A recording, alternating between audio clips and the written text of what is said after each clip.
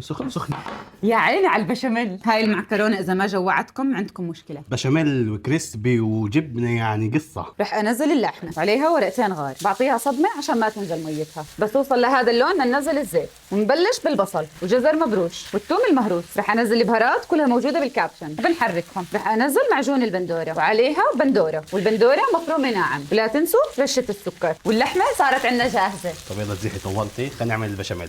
الزبده ساحت، بنزل الطحين على نار واطيه على الاخر، بدي احمصهم مع بعض. بنزل الحليب، ملح وجوز الطيب. ضلكم حركوا لا تزهقوا. خذ لك عين واطيه. بهذا الوقت بدي اسلق المعكرونه. وحده بوحده صارت. اكيد المي غليت، بدنا ننزل الملح وعليهم الباستا. وهيك البشاميل صار جاهز. شوفوا قوامه. معكرونتنا جهزت، بدي اصفيها عشان نطبقها. صحن بايركس. ننزل نص كميه المعكرونه. البشاميل نقلبهم سوا شوي صغيره. بنزل اللحمه وباقي كميه المعكرونه.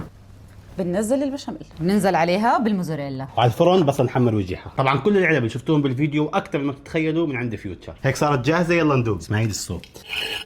معكرونه بالبشاميل. انا مش مغرم بشاميل، بس لا جد زاكي. طعم البشاميل فيها مزبوط 100%. كثير زاكيه، لازم تجربوها. مطبخ فيوتشر وصفات اطيب وراحه اكثر. حمزه شو بتعمل؟ تيك اواي خليهم قطعتين طيب. للعشاء. والعلبه من فيوتشر برضه.